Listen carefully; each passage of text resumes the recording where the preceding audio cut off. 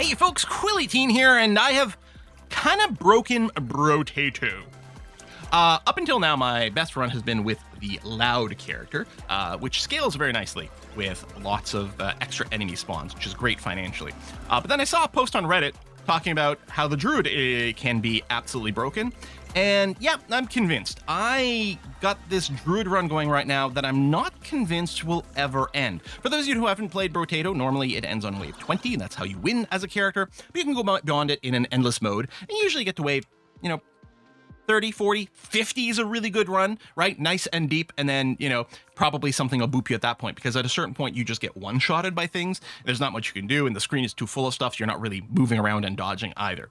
But the Druid is kind of crazy. I'm going to go ahead and just skip all these items. I don't need to buy anything. I'm not even going to look at what traits I'm getting on level up. I'm just going to click the thing on the left over here, because it's kind of at the point where it doesn't matter. So what's the deal here? What is the Druid and what makes it so bizarre? The big thing with the Druid is that when you pick up a fruit, there's a 33% chance that you will gain a point of luck. And this is very substantial, because if you pair this with weapons or other items that scale with luck, the Druid will constantly get stronger wave by wave by wave, because you will pick up all this fruit. You don't even have to manually go around picking it up. At the end of the wave, it'll just vacuum up all the fruit. It won't vacuum up all the good fruit, the poison fruit. You can see there's a 33% chance that you pick up the poison fruit. It doesn't pick those up, and while you're leveling, you might want to go and intentionally go and grab some, even though they do damage to you, just to maybe generate some extra luck points. But the point is the Druid will constantly get more luck.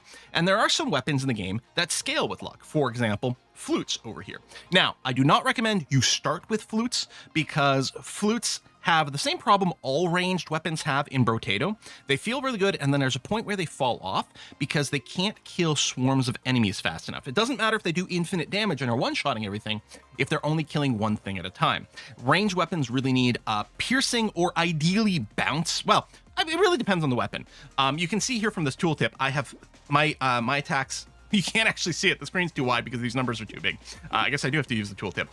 My attacks from the flute bounce 30 times at this point. Now, that's not necessary, but that's where the ranged weapons get good, is when they can hit more than one thing at a time. So if you start as a Druid, I would say you start with a Lute instead, the thing that looks like the guitar, because as a melee weapon, it does sweeping attacks that hit more than one thing at a time. So you need that to be able to deal with the mid-game swarms, or you're going to die. But the Lute does scale with luck, just like the flute does. So they both gain extra damage as you gain more luck, which you're constantly gaining as the Druid. And so with me, what I've had success with these particular setups is I start with the Lute, and then at some point when I pick up the Anvil, which does auto upgrades your items, and some amount of kind of added multi-hit potential for my range thing. So I've picked up one of the items that adds bounce. Even 1 point of bounce is probably enough, and and or a little bit of piercing, for example.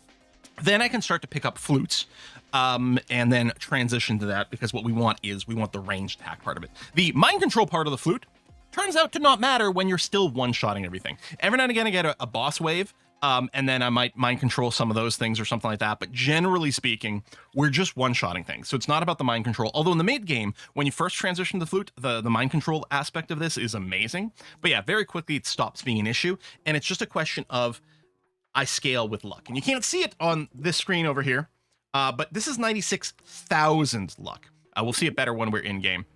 And yeah, normally your regular runs that go endless, no matter how good you are, at some point you run out of steam, because you can see here the items become unaffordable, and so your character stops scaling, and eventually the enemies have enough hit points that you can't kill them quickly enough, and they will one-shot you.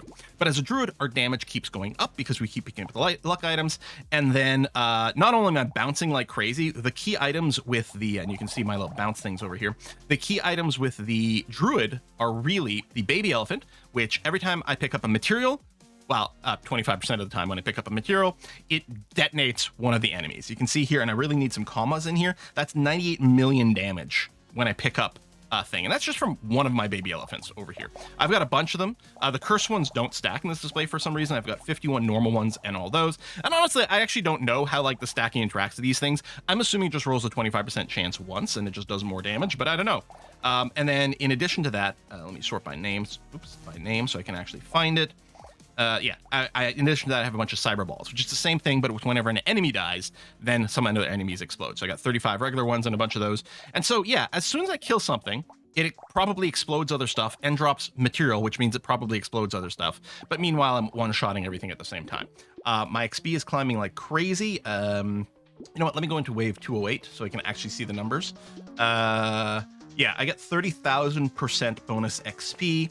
I'm doing 212,000% bonus damage, mostly based on the scaling of my luck. I mean, also the range, I guess, a little bit, but, you know, the range we're picking up sort of accidentally. There you go. Oh, that was a wave where we didn't instantly kill everyone. That was a slightly stronger wave, so they actually survived for a few frames over there. They still die pretty much instantly. And then the other key item, and this is true for all endless runs, is the tardigrade, which lets you just ignore a hit damage. So one tardigrade means if you get hit, it just nullifies that damage instead of you taking it. And I have something like 25, 30 stacks of tardigrades. MNOP. How's the alphabet work again? There it is, tardigrades over here. So I have 12 regular tardigrades, which block one shot each, and then I have 7 cursed tardigrades, which block 2 shots each. So there we go, 26 hits I just nullify, and I do have a 70% dodge chance as well. So in practice, someone would have to effectively live long enough to probably fire a projectile at me, probably 100 times before I die. Oh, there we go, projectile just hit me, except I dodged it, so I haven't even used the notification. If I do move around here, I will hit the, yeah, you can see the nullify there. That's the poison fruit. Like, I could move to like this little empty area over here so that the poison fruits aren't knocking off the tardigrades, for example. I literally don't know if this run will ever end. I play a couple rounds of it between, you know, doing recordings or when I'm watching a YouTube video. I've had this game open for like 2 days now at this point. I just sort of play a few rounds in between sessions. You can close it at any time you want. You can hit end the run over here to sort of bank that. But I'm kind of curious to see how far I can take this. Like, more attack speed won't do anything.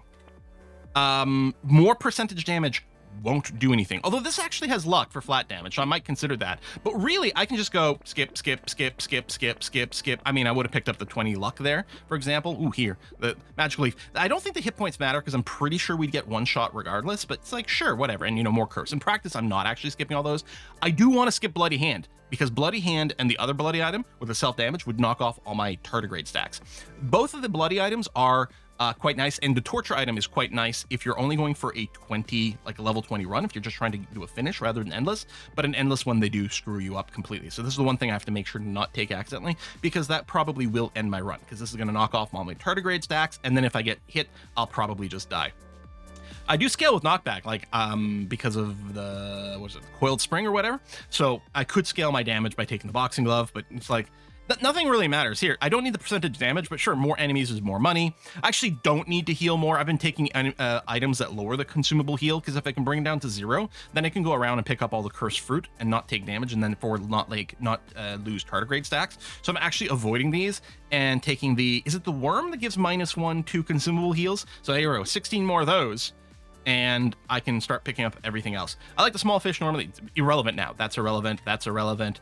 This is irrelevant, although I could take it for more curse, but what does any of this matter? And yeah, early on, the weird food is great, but not right now. Not right now. Not right now. Don't need that.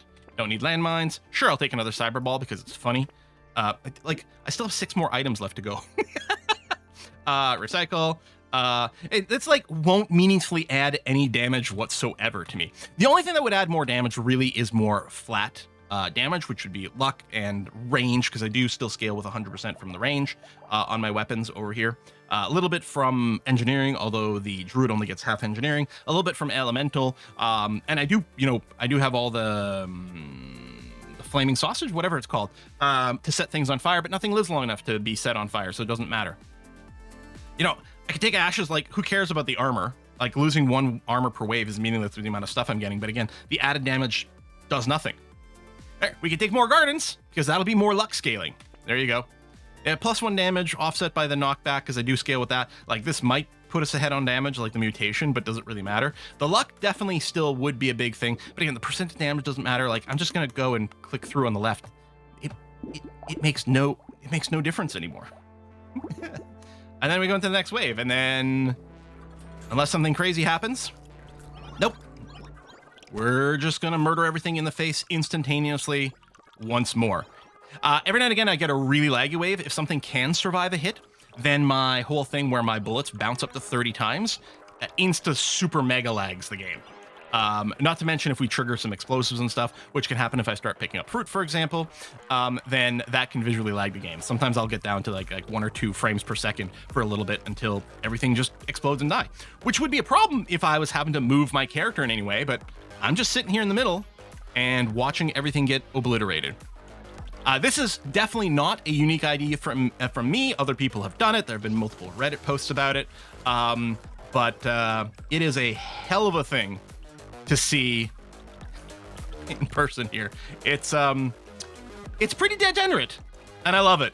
Anyway, that's it, folks. Thanks for watching. I like Brotato a lot. It's one of my favorite time filler games, and so I thought I may as well go ahead and talk about this one. Bye-bye.